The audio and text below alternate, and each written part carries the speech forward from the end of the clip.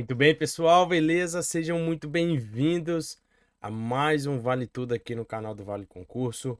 Eu sou o Vônio Suezon, o seu professor aí de legislação especial, direito penal e também, do processo penal aqui hoje para a GCM de Cotia. Pessoal, fico muito feliz de estar aqui com vocês porque desde o comecinho, eu acho que foi até eu que fiz a análise do edital para Cotia.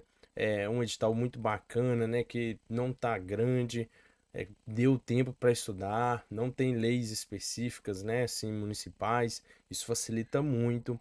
É um concurso aí que eu acredito que a galera vai muito bem, né? Você que se preparou, você pôde acompanhar aí, eu fiz algumas aulas de direito penal, questões, nós resolvemos questões.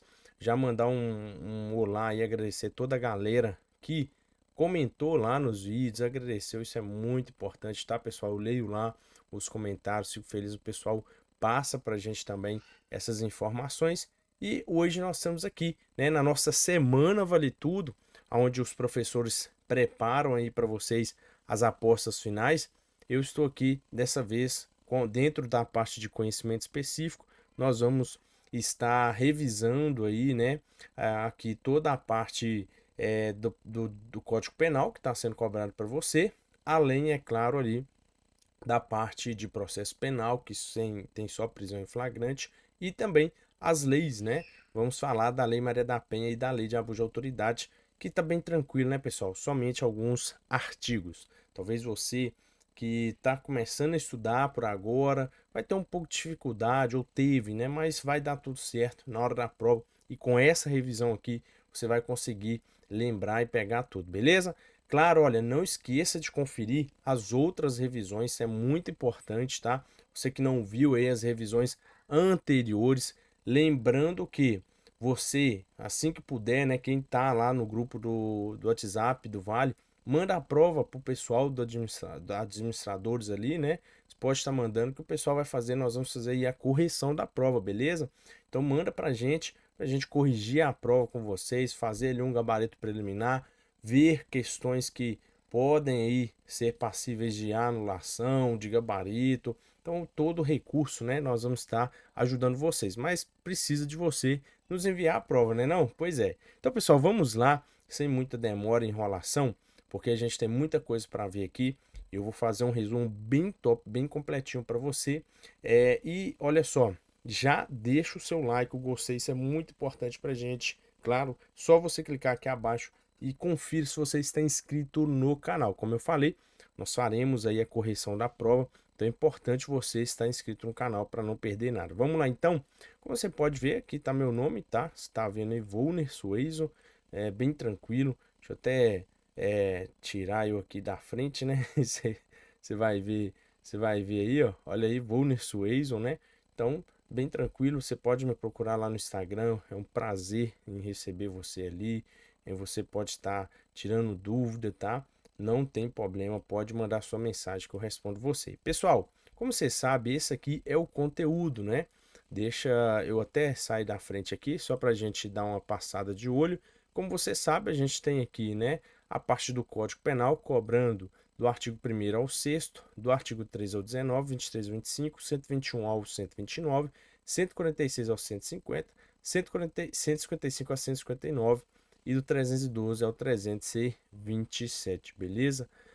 Lembrando que dentro dessas partes, os únicos crimes que nós temos no Código Penal aqui que pune a modalidade culposa, no caso aqui, é o homicídio, que está no 121, a lesão corporal, que está no 129, e o peculato culposo, que está no 312. Somente esses três, tá? Isso aí já te ajuda bastante. E é claro, gente, são, como que podemos dizer aqui, são poucas questões, é muito conteúdo para poucas questões. Então a gente tem que apostar naquilo que realmente tem chance de cair, não é não? Aliás, essa é a função aqui do Vale Tudo das apostas finais. E a gente vai passar também dentro da prisão em flagrante. E aqui você tem, tá? Aqui, olha só. Lei Maria da Penha é abuso de autoridade. Lembrando que o professor Fraga ele fez a revisão do restante aqui para você acompanhar e os outros professores, né? Essa aqui é só minha parte. Então, se você não viu, dá uma olhada aqui no canal mesmo. Foi a semana toda de revisão. a prova de Cotia que vai acontecer no domingo. Então, nós já vamos iniciar aqui dando uma passada de olho, e como eu já falei com vocês, eu acredito que a banca, como as questões que nós resolvemos, nós teremos aí uma questão de acordo com a letra da lei. O que significa isso?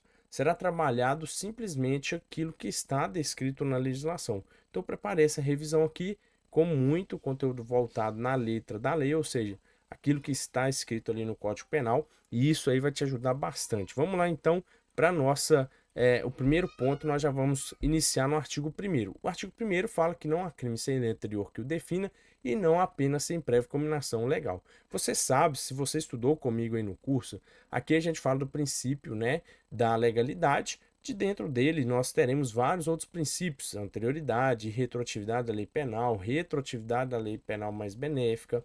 Eu acredito que a RBO não vai trabalhar esses pontos de princípios. É mais você lembrar mesmo aqui que nós estamos falando, né, que não haverá crime sem lei anterior que o defina. Se eu não tenho crime, se não tem uma lei falando que aquilo ali é crime, opa, não importa. Por exemplo, vamos imaginar que eu tô aqui, ó, com a garrafinha d'água, e aí não tem eu tô segurando a mão com a mão direita. Vamos imaginar então que surge uma lei que fala que é proibido, é crime segurar a garrafinha de água com a mão direita. Ou seja, eu segurei a garrafinha hoje aqui, ó, fazendo a aula. Eu não posso ser punido porque essa lei ela não existia antes de eu fazer esse ato, essa conduta, tá entendendo?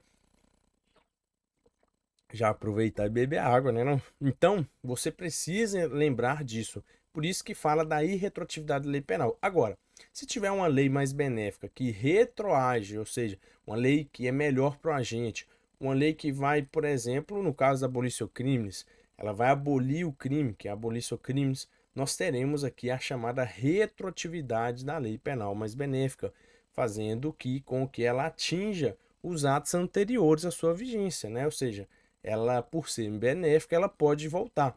Agora, como é uma lei, como a gente acabou de falar, uma lei pior, ela não vai retroagir, tá bom? Isso aqui é só o básico mesmo, você já deve estar cansado de ouvir isso. Lembrando que a lei excepcional e temporária que estão ali, né, no artigo 3º, elas são dotadas aí de autorrevogação e ultratividade. O que significa isso? Vamos imaginar então que surge uma lei temporária, né? Que é uma lei que tem data para começar e terminar. Imagina então que essa lei ela tem duração de 30 dias, né? Acabou aquele período, ela pode ser aplicada mesmo nos atos, né? Mesmo depois da sua revogação, ela pode ser aplicada desde que aqueles atos tenham sido praticados durante a sua vigência. Deu para entender? Então imagina que dentro desse mês, agora vamos colocar aí né, no mês de março, do dia 1º ao dia 31, março tem 31? Não sei se tem, deixa eu até conferir aqui, não me lembro, tem 31. Então vamos lá, do dia 1º ao dia 31.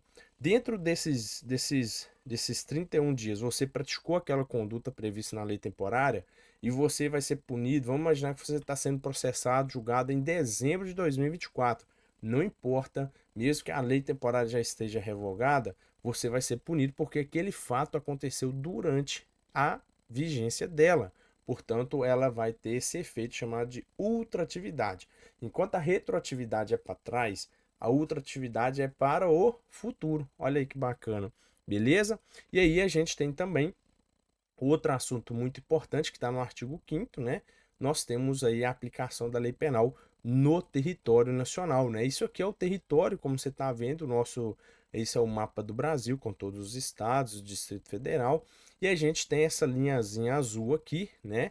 Onde você vê são as 12 milhas, o mar territorial, que são 12 milhas, né, náuticas, onde a gente tem então todo o território geográfico. Porém, nós temos o chamado território por extensão, que são as aeronaves e embarcações, tá? Que acontecendo um crime dentro deles, tanto da aeronave como embarcação, nós podemos ter aí a aplicação da lei penal brasileira, desde que, vamos lá separar aqui o seguinte: se for uma aeronave ou embarcação pública ou está a serviço do governo em qualquer lugar que ela se encontra, ela é considerada extensão do território nacional. Então vamos imaginar que o Lula, né, tá viajando aí, viajou bastante, ele pega lá um avião, né, que é da FARC, por exemplo, vamos imaginar que ele viaja, aí ele bate na esposa dele, na Janja, desce o cacete nela dentro lá do avião, e eles estão sobrevoando lá o Japão, por exemplo. Não importa se está lá sobrevoando o Japão. Aconteceu dentro da aeronave brasileira pública, sim, aconteceu. Então é território nacional por extensão. Agora, se for uma aeronave privada, Volne, como que fica? Essa aqui é uma divisão que a gente tem que fazer. Se ela for privada, mas ela é brasileira, ou seja, particular, é uma aeronave do Neymar, né? Uma embarcação lá, desculpa, o iate do Neymar está registrado aqui no Brasil. Olha, ele só é considerado território nacional, extensão, né? Se ele estiver dentro desse território, tá? Contando também o mar territorial, não pode esquecer disso, ou se estiver no alto mar. Lembrando que alto mar é diferente de mar territorial. Alto mar é o que está além do mar territorial, que não há ali uma soberania de algum estado. Mas, Volney, se essa aeronave ou embarcação for privada, quando ela será considerada aí um território por extensão? Quando, gente? Quando ela estiver aqui apenas no território geográfico, tá? Então, somente quando ela estiver aqui no território geográfico. Continuando, para a gente encerrar essa parte, tempo e lugar do crime, que você não pode esquecer. Tempo do crime é o momento da ação ou da omissão, independente do momento do resultado. Então, esse é o tempo do crime. A gente adotou a chamada teoria da atividade. Já o lugar do crime pode ser tanto onde aconteceu a conduta, a ação ou omissão, mas também aonde deveria ou aonde produziu-se o resultado. É a chamada teoria da ubiquidade, né? A ubiquidade ela é a junção de atividade com o resultado. Então é o bizu do luta. Luta, L-U-T-A. Isso aqui você já não vai errar. E a gente sabe que a teoria do delito, e aí você tem que prestar atenção, lembra que aí a gente viu que somente alguns artigos, do 3 ao 19, 23 ao 25. Então, culpabilidade não está cobrando para você. Você não precisa saber o que é imputabilidade, concurso de pessoas, punibilidade, isso não está trabalhando. A gente só tem algumas coisas ali do fato típico e da ilicitude, tá? Dentro do fato típico, a gente tem esses 4 elementos. E o que pode cobrar para você ali? Dolo e culpa, como você sabe, uma conduta dolosa, né? Ela é quando a gente quer o resultado ou assumir o risco de produzi-lo. Isso significa, né? Isso está no artigo 18, tá? Então é o dolo direto e o dolo eventual. Eu acredito que não vai trabalhar isso para você, essas diferenças, tá? Nós temos também ali a conduta culposa, que é quando a gente não quis nem assumir o resultado, porém ele dá causa ao resultado por quê? Negligência, imprudência ou imperícia. Isso é um crime culposo. Como a gente tem um crime culposo, ele só pode ser punido se tiver previsão legal. Então lembra que eu falei para você? Na sua prova, nos crimes dentro do Código Penal, só tem homicídio, então existe homicídio culposo, lesão corporal, então existe lesão corporal culposa, e o peculato, só esses 3, tá entendendo? Os outros crimes não tem aborto culposo, não existe furto culposo, não existe corrupção culposa, são somente crimes dolosos, esse aqui que eu citei, beleza? Então isso aí já te ajuda muito.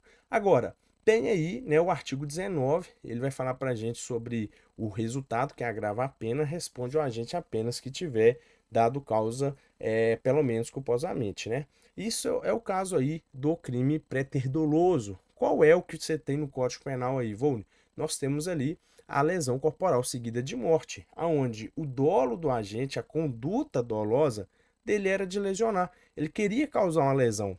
Porém, acabou que veio aí um resultado muito mais grave que ele não queria, mas ele praticou a título ali de culpa, né? Ou seja, na modalidade culposa. Então, o crime préter-doloso é quando você tem dolo na conduta e modalidade culposa, culpa no resultado, na consequência. Com isso, a gente chama de crime préter-doloso, tá?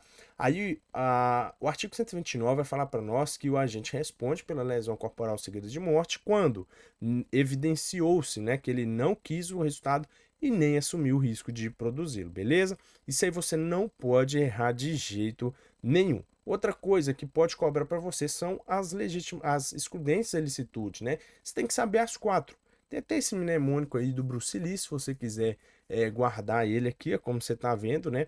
É o Bruce Lee. Então deixa eu até mudar aqui. Então nós temos aqui, ó, Bruce Lee, legítima defesa, estado de necessidade e também, vou descer mais aqui, e também exercício regular do direito e estrito cumprimento do dever legal. Essas são as três excludências, as quatro excludências da licitude previstas no artigo 23. O código não fala para a gente o que é exercício regular de um direito e nem estrito cumprimento do dever legal. Ele só traz ali a legítima defesa no artigo 24, no artigo 25, e o estado de necessidade no artigo 24, tá?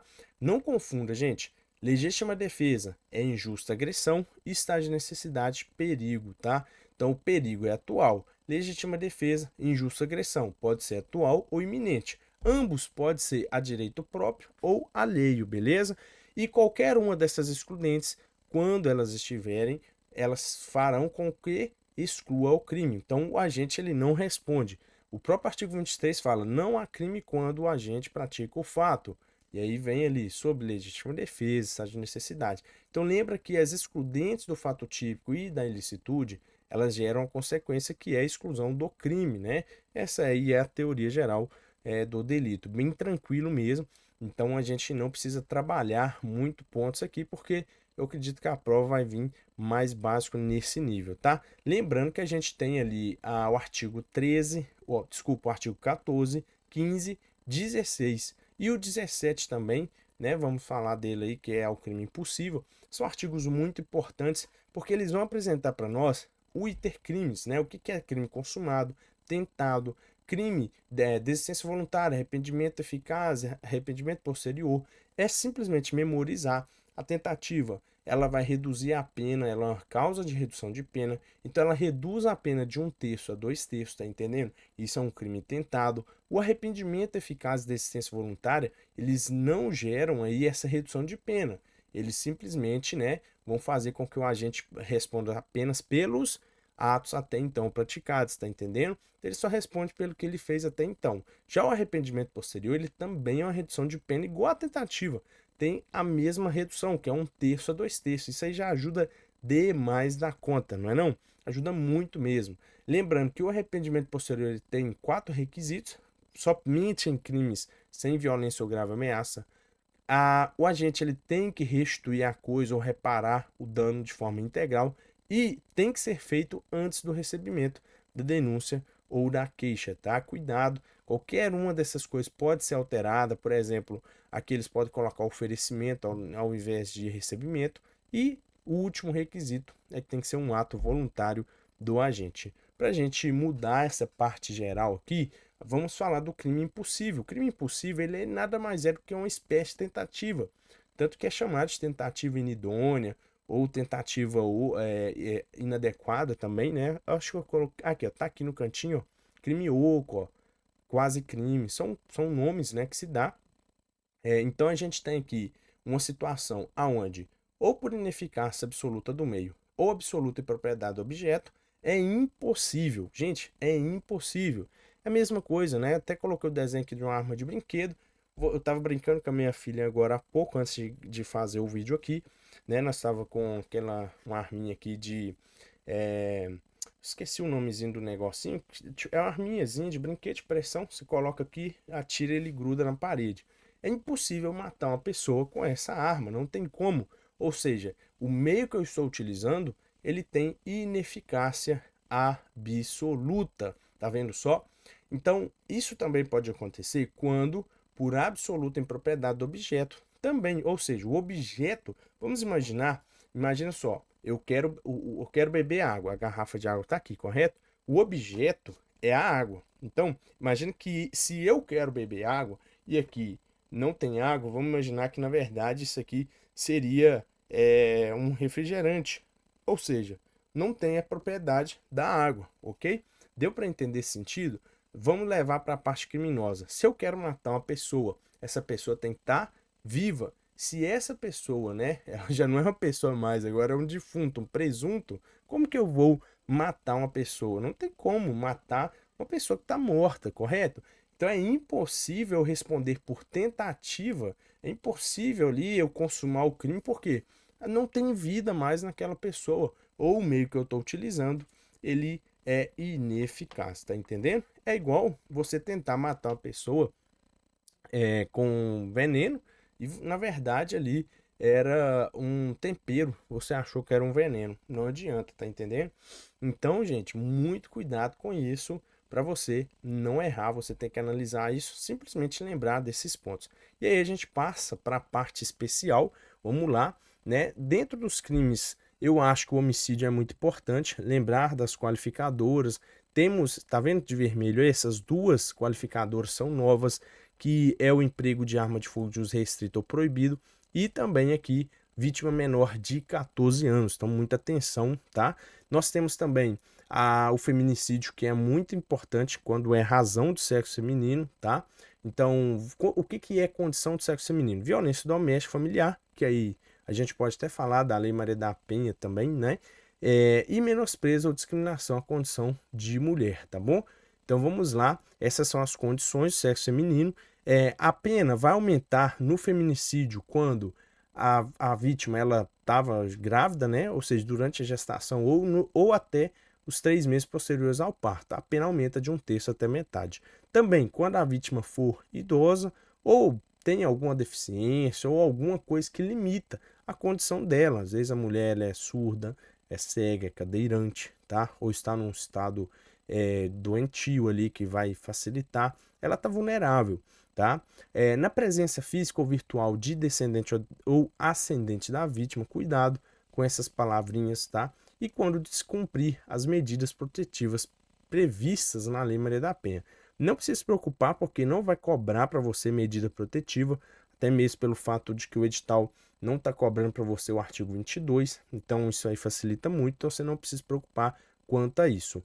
Quando a gente fala aqui da vítima menor de 14 anos, a pena é aumentada, tá, em 1/3 até metade, se a vítima é pessoa com deficiência ou com doença que implica o aumento de sua vulnerabilidade. E em 2/3, se o autor é ascendente, padrasto tenha alguma condição de autoridade. Alguns alunos até perguntaram se vai cobrar as atualizações que tivemos, né, recentemente aí, a Lei 14.811 não vai cobrar, porque ela foi depois do edital, beleza? Então não precisa se preocupar, ela foi posterior ao edital, então ela não vai cobrar para você. Vamos trabalhar aqui o texto correto que está previsto aí, beleza? Outra coisa, aborto, tá? O crime, aborto, ele é um crime no direito penal brasileiro, porém, há causas que estão ali no artigo 128 que não haverá crime quando o médico pratica o aborto para salvar a vida da gestante, né? Ou seja, quando não há outro meio de salvar a vida dela, isso é chamado de aborto necessário ou terapêutico, e também quando a gravidez resulta de estupro, tá? Então, nestes casos, que é o aborto humanitário, sentimental, não haverá crime também, beleza? Aí, gente, lesão corporal. O que eu recomendo você fazer? Recomendo você a fazer aqui uma memorização. Presta atenção. Nós temos a lesão corporal dolosa e a culposa, ok? Dolosa, ela vai se dividir em leve, tá aqui o CAPT, ó, detenção de 3 meses a 1 ano. Em grave, que é o parágrafo 1º, reclusão de 1 a 5 anos. E gravíssima, que é 2 a 8 anos, tá vendo só? Então, nós temos aqui o parágrafo 2º. A lesão culposa, e isso muito aluno acaba confundindo, ela não tem essa divisão, tá? Porque é culposa, você não teve dolo, vontade de lesionar a pessoa, foi por imprudência, negligência ou imperícia. Agora, não confunda o fato de culposa, a pena é a mesma, independente do que aconteça. Se você teve ali aceleração do parto ou aborto, a punição vai ser a mesma. Agora, a dolosa é memorizar. Memoriza uma. Tem até aqui o bizu do PIDA e do PEIDA, memorizou, você já não erra mais. O que pode cobrar na sua prova é isso. Por exemplo, marque a alternativa que não configura uma lesão corporal gravíssima. E aí eles vão colocar ali, né, todas as opções. Então vai colocar lá e você tem que colocar qual é a alternativa que não configura, ou vai pedir uma que entendeu? Marca a alternativa que configura uma lesão corporal grave. Aí você tem que lembrar, tá? Então, olha, cuidado. Incapacidade para as ocupações habituais tem que ser por mais de 30 dias. Então, tem um mínimo que é 31 dias. Então, até 30 dias é leve, Tá vendo? Ó? Mais de 30 dias, tem mais. Ah, Vone, mas cadê as leves? Não tem. Ou seja, se não coube aqui na grave ou na gravíssima, aí é leve. Por exemplo, essa aqui. Se você fica incapacitado por 10 dias, é leve, não é grave. Tá entendendo? Debilidade permanente de membro, sentido ou função, é grave. Agora, deformidade permanente, tá, gente? É outra coisa, é gravíssima. E perda ou inutilização de membro, sentido ou função também é gravíssima, beleza? Então, essas são as que pode cobrar e muita gente acaba confundindo. Indo para os crimes contra o patrimônio, nós temos aí o furto, né? Cuidado para não confundir majorante com qualificadora, tá? O furto, ele tem o parágrafo primeiro, que aumenta a pena em 1/3 se o crime é praticado durante o repouso noturno, e as qualificadoras mais cobradas, que estão no parágrafo 4º, tá? Destruição, rompimento de obstáculo, abuso de confiança, mediante fraude, escalador de destreza, emprego de chave falsa, mediante concurso de 2 ou mais pessoas. Essas são aí as mais cobradas. A gente tem também a energia elétrica ou qualquer outra que tenha valor econômico se equiparando, tá? Coisa móvel. Lembrando que sinal de TV, você que faz gato aí da Sky, não é considerado, tá? O STF julgou isso. Outra coisa, o parágrafo 2º traz o furto privilegiado.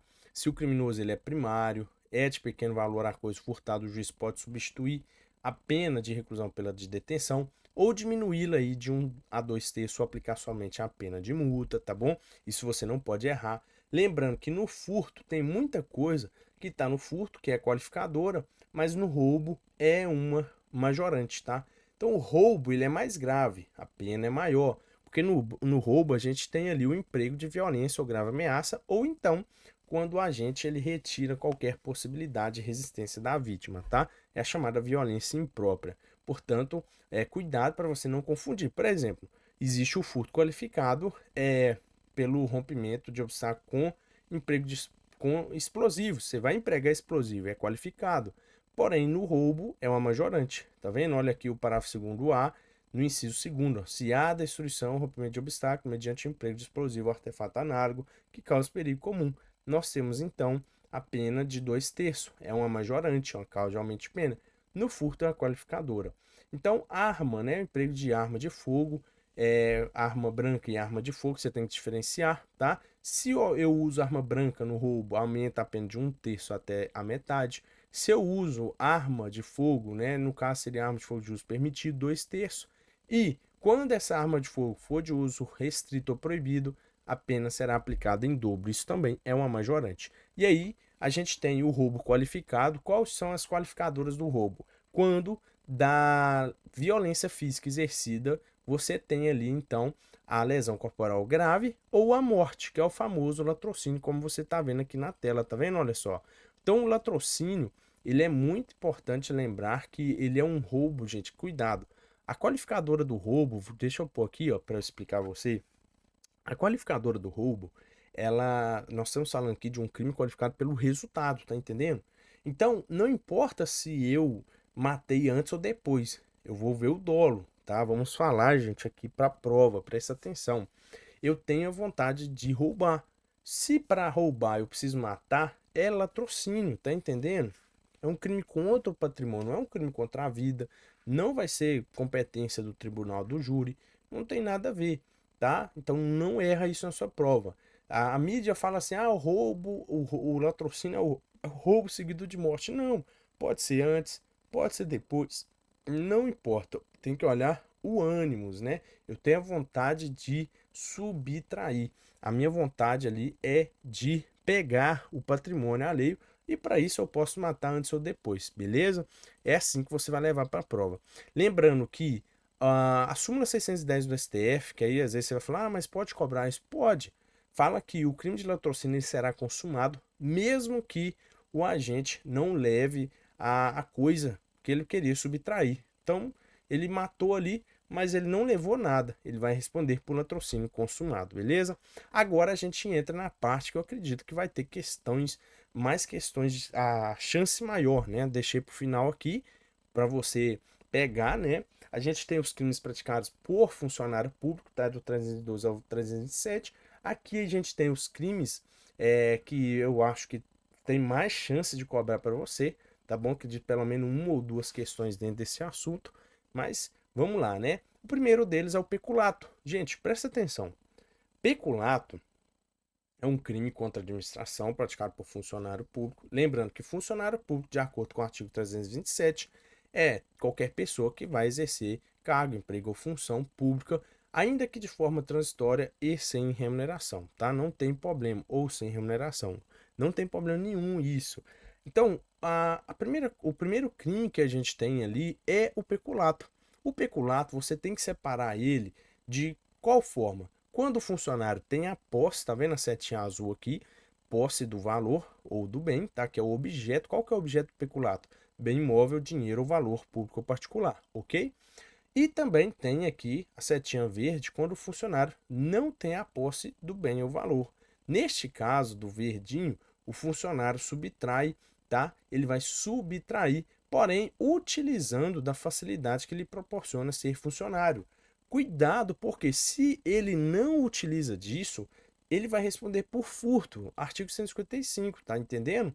Então, muita aluna acha que o fato do cara ser funcionário, ele furtou alguma coisa, ele responde por peculato, nada a ver. Ele tem que usar. Uma coisa é você, por exemplo, funcionário público, sai aí na rua e furta alguma coisa, uma bicicleta, e você vai responder por furto, tá entendendo? Não é peculato. Agora, se você, que é um funcionário, vamos imaginar, né, no seu caso, você vai ser um guarda aí de Cotia, não é não? Em nome de Jesus, você vai passar, confia, acredita. Você vai no QG da guarda, você subtrai, por exemplo, lá um laptop que está lá, você subtrai alguma coisa. Você utilizando a sua facilidade, ser funcionário para acessar ali aonde está o laptop e subtrair ele, tá entendendo? Então você vai responder aqui neste caso por peculato, furto. Agora, quando eu tenho a posse do bem, eu posso apropriar dele ou desviá-lo, tá entendendo? Eu desvio. Lembra que eu falei para você que pode aparecer na sua prova duas situações, né? Aqui sobre o peculato, furto, e também pode aparecer para você esses nomes. Você tá vendo, né? Peculato apropriação, peculato desvio, peculato furto, subtração. Pode aparecer um nome desse, por exemplo. O funcionário público, João, ele é um guarda lá de Cotia, e aí ele apropriou de um bem que estava sob a sua posse. Ok. Pode vir na prova peculato apropriação ou só peculato. Um dos dois. Não tem assim como vir os dois, senão vai ser anulação, né? Aí é uma questão de graça, mas é um ou outro. Então eu acredito que na sua prova vai vir questões desse jeito. Ou simplesmente trazendo o texto da lei, o funcionário público que apropria de bem imóvel, dinheiro, valor público ou particular que está na sua posse, pratica o crime de. Ou pode vir um exemplo, o João, o GCM de Cotia, subtraiu, utilizando da facilidade que o cargo lhe proporciona, uma bicicleta que estava apreendida lá no pátio da guarda. Pronto, aí você já sabe que é peculato ou furto, tá entendendo? Lembra que eu falei que o peculato ele é um dos crimes que admite a modalidade culposa? Pois então, olha só, o peculato culposo, o que pode cobrar para você que não só para Cotia, mas qualquer concurso, né? Isso aqui é muito cobrado, é a respeito do benefício que o peculato culposo tem, tá no parágrafo 3º do 312. É um arrependimento posterior muito melhor, tá entendendo? O peculato culposo é quando o agente concorre para a prática do crime de outro, né? Ele foi negligente, deixou ali o bem. Acontece muito, imagina que você é o guarda e deixa a chave lá na viatura, né? Você vai na moto, vamos imaginar isso, você saiu lá para patrulhar e aí acaba que você deixou a chave na moto. E aí acontece que chega um nóia, pega a moto, dá PT nela. E aí você tem que pagar aquela moto, tá? O peculato culposo, então, fala pra gente aqui, olha só, que se você repara o dano antes da sentença irrecorrível, lembra desse nome, irrecorrível, tá? Ou então, às vezes vai estar sentença transitada em julgado, então é uma sentença que não cabe mais recurso irrecorrível, ou então quando você perdeu o prazo, então a sentença ela transita em julgado, tá? Antes da sentença recorrível, você vai ter extinção da punibilidade, e se você faz isso depois, reduz pela metade. Lembre-se, cuidado, isso só é admitido para o peculato culposo, tá bom? Não admite no peculato doloso. Concussão e excesso de exação. Ambos têm o verbo exigir, como eu já falei com os alunos, né? Muito cuidado, porque o verbo é exigir, se cai na prova, vou rir. Isso é a concussão, tá bom? Então, saiba diferenciar os crimes pelas palavras-chave. Peculato, você tem apropriação, desvio, subtração. Na concussão, na concussão aqui, voltando aqui, peraí. Na concussão e no excesso de exação, nós temos o verbo exigir. Porém, o que muda é o objeto. No excesso de exação, é uma contribuição social ou tributo indevido que você também pode acabar respondendo, quando for devido, cobrar de forma ilegal. Então, imagina que você é um funcionário lá fiscal da prefeitura, lá de Cotia, e você vai lá cobrar um imposto, um tributo lá, o IPTU, e chega lá pro cara falando assim: ô rapaz, você não vai pagar não, seu caloteiro safado. Ou seja, você está cobrando algo de forma ilegal, tá entendendo? Ou então você cobra, exige um tributo que ele não é devido. Isso é excesso de exação. Agora, se eu exigir uma vantagem devida, eu vou estar praticando. Imagine você como guarda, você exige do cara ali: olha, eu só vou fazer isso aqui, só vou fazer isso aqui se você me pagar R$ 100 aí. Você está exigindo, é uma exigência, é uma condição. Isso aqui é o crime de concussão, que não se confunde com corrupção passiva. Porque na corrupção passiva, o funcionário ele não está exigindo, ele está solicitando, tá entendendo? Ou então ele vai receber a vantagem que o particular está oferecendo, a outra pessoa está oferecendo, ou aceitar a promessa. Então você tá lá como guarda, tem que multar o cara. Aí você fala pro cara assim: ó, rapaz, né, você sabe o que que faz sabe o que que faz a pagar essa multa? Tem uma tinta especial. É um Pix de R$ 1.000. Opa, aí você pensa: opa, rapaz, R$ 1.000, né? Então vou pensar aqui. Então tá vendo? Ele tá solicitando suborno. Isso é o suborno, né? O objeto, que é a vantagem indevida. Ou então ele pode receber. Imagina lá que ele tá lá fazendo a multa e você fala, né, e vai fazer. Vamos imaginar que o guarda vai aplicar a multa. E aí você fala assim: opa, não tem como a gente resolver isso não hoje, sexta-feira, tô abafado aqui porque domingo tem prova, e aí eu preciso sair aqui tudo certinho. E aí, quanto é que fica essa brincadeira? Ou seja, você vai lá e ele vai e fala, né? Aí você oferece para ele então duzentão, uma nota de 200, novinha, ele recebe, ele pratica corrupção passiva, tá? Não preocupe-se que não vai cobrar corrupção ativa, porque não está no edital, então se cobrar tem que anular a questão. Ou então você pode fazer uma promessa aqui, como a gente está fazendo, né? Aceitar promessa. Você faz uma promessa agora, tá entendendo? Então, senhora passiva, por isso que eu falo aqui. Lembrando que a corrupção passiva ela tem a forma privilegiada dela, não envolve vantagem. Aqui é o famoso aí influência de outra, né? Então, ó, rapaz, você vai me multar mesmo? Eu sou parente do comandante da guarda, eu vou te prejudicar aí dentro, tá bom?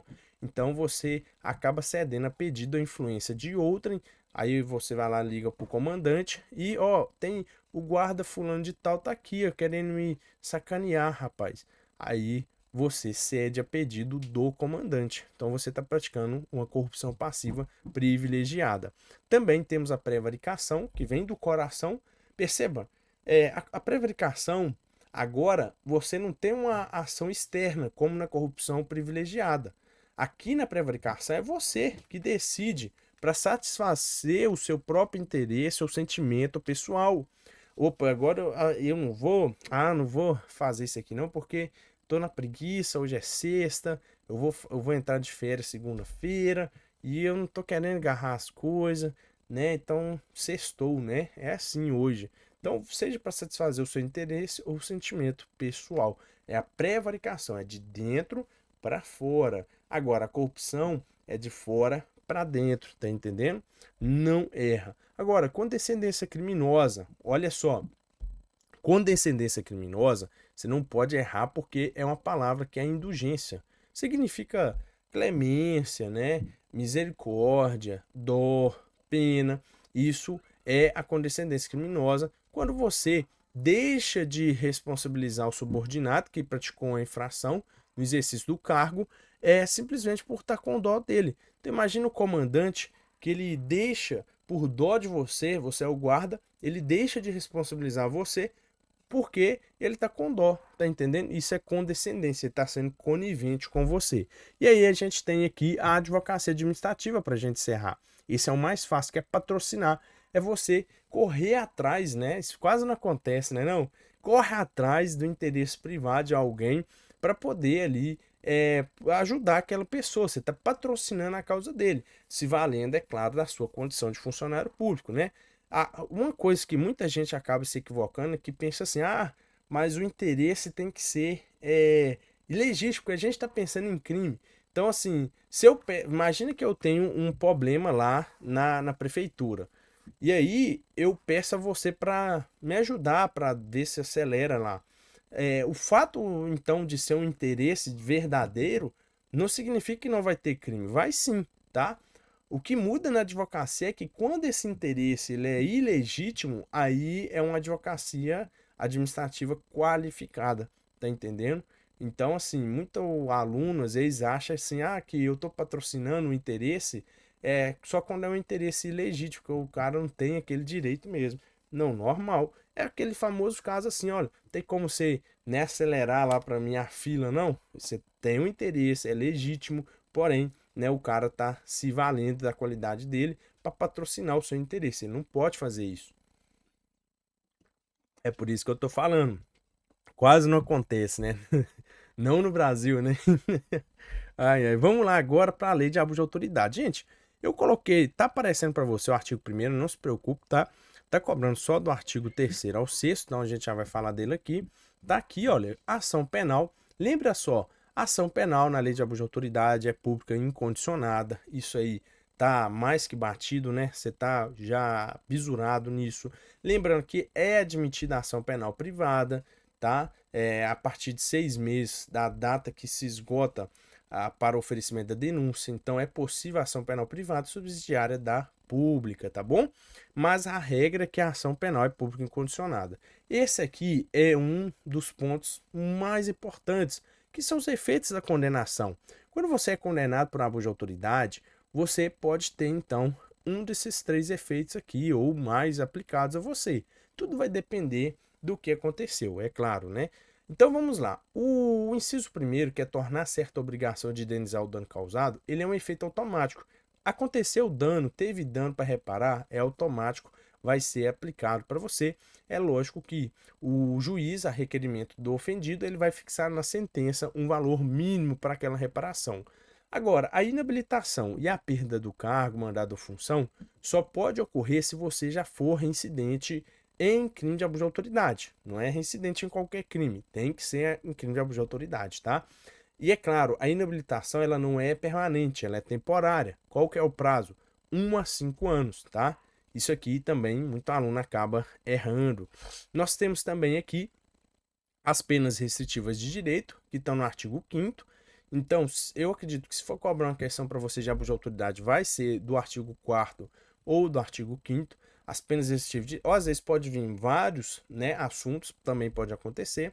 Aqui, as penas restritivas de direito, elas são substitutivas, né, das penas privativas de liberdade. Então, você pode, dependendo da sua pena que você teve, você pode substituir ela por uma dessas duas aqui, ó, prestação de serviço à comunidade ou suspensão temporária do cargo, função ou mandato.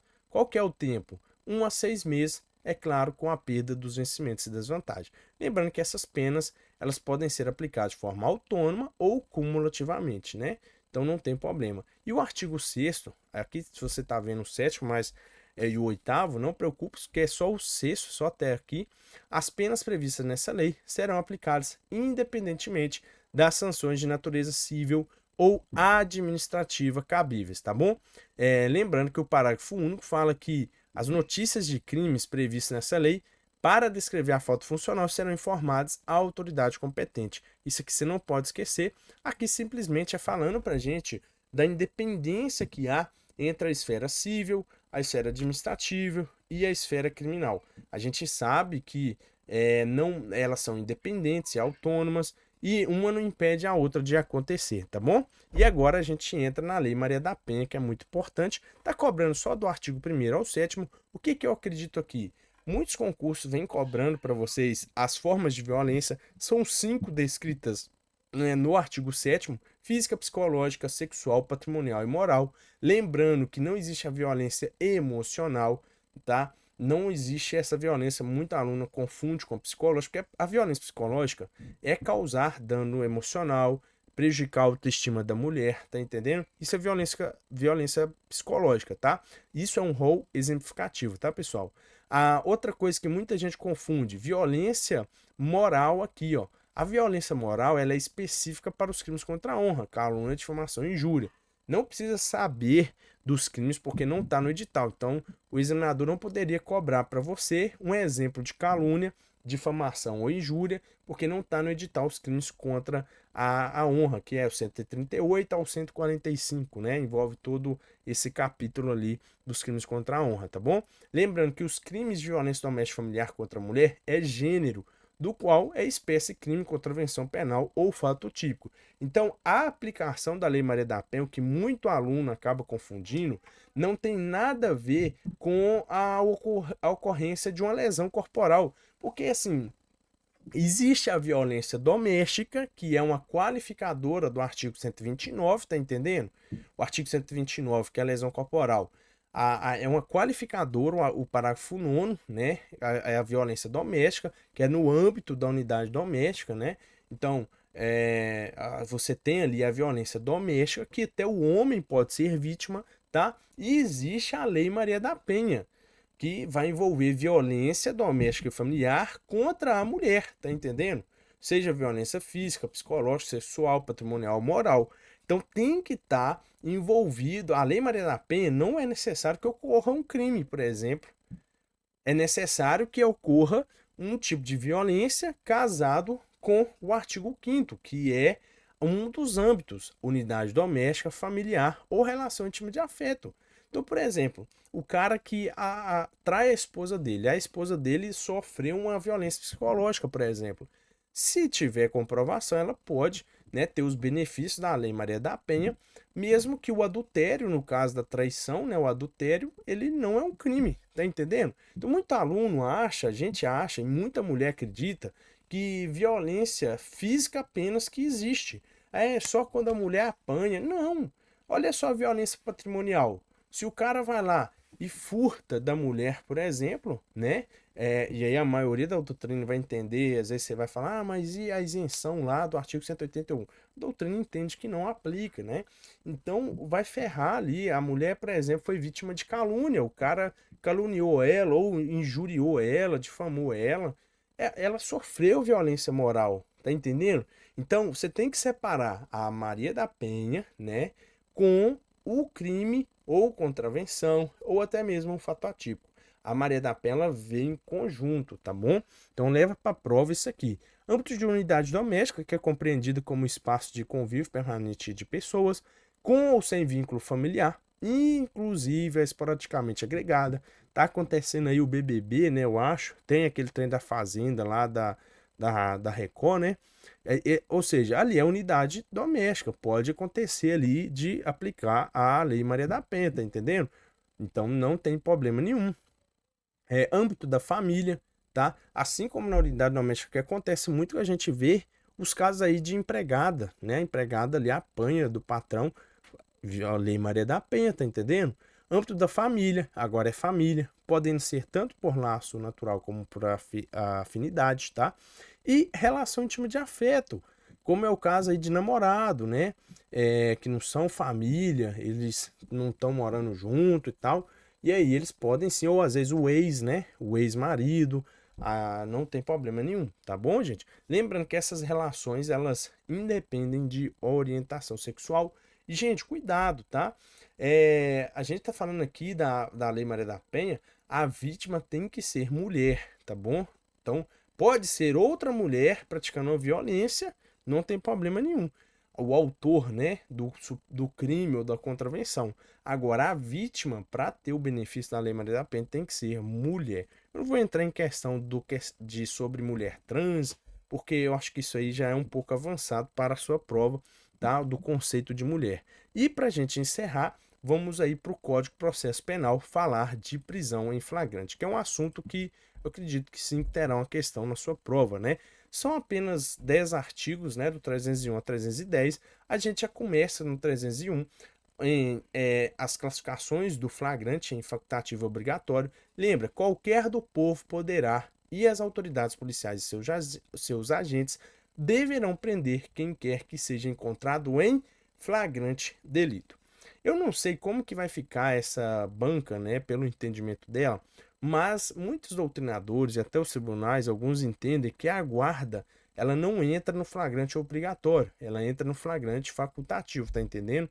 Então, mas eu acho que ela não vai entrar nisso. Pode ser que dê um exemplo o guarda de Cotia presenciou ali um crime e ele prendeu o cara. A ação dele foi o quê? Legal, prisão em flagrante, tá? Ok. Às vezes pode repetir até esse texto. Então, não acho que ela vai entrar nesse método, porque pode ser que venha no sentido assim de muito frágil a questão e ser cabível ali de anulação. Nós temos então o 302 que fala para gente as espécies de flagrante, né? Então, ocorre o flagrante quando o agente está cometendo a infração penal ou acaba de cometê-la. Esse é o chamado flagrante próprio ou real.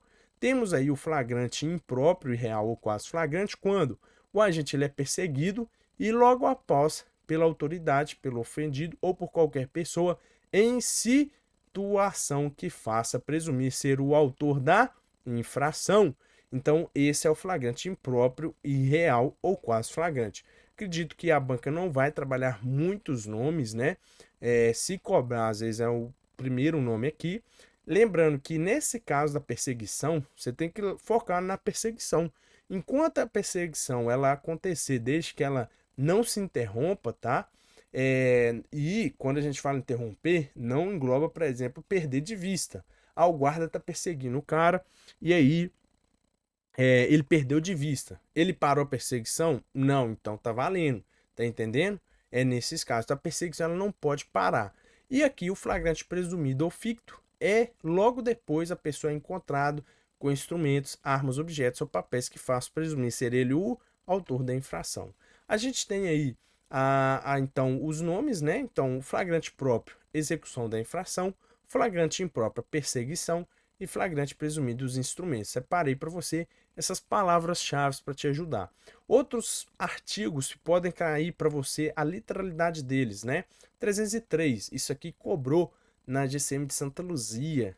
Eu lembro desse artigo, né? No caso das infrações permanentes, como um sequestro, por exemplo, estará em flagrante enquanto não cessar a permanência, tá entendendo?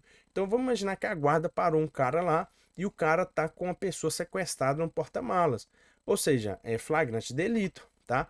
E o 304, ele fala para nós o procedimento, né?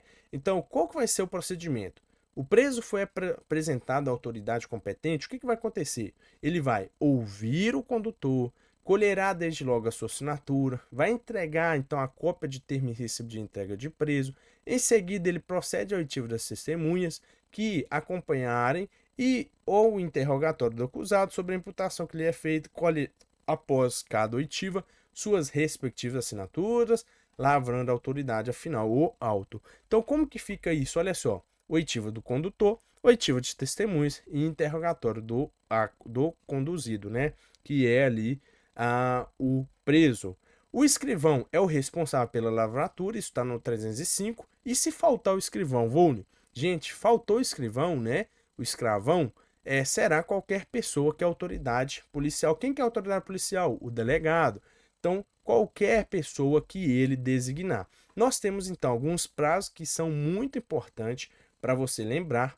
Então, quando ocorrer a prisão, de forma imediata, o que tem que acontecer ali, Volney? Comunicar o juiz, tá? Então, a autoridade judicial, o Ministério Público, tá? Então, tem que comunicar para eles também que a pessoa está presa, a família ou pessoa que aquele preso indicou.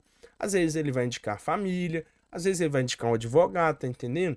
Não tem problema. E depois o APFD, que é o auto de prisão em flagrante delito, ele será encaminhado em 24 horas, tá? Até 24 horas, ao juiz, ao advogado ou à defensoria pública, beleza?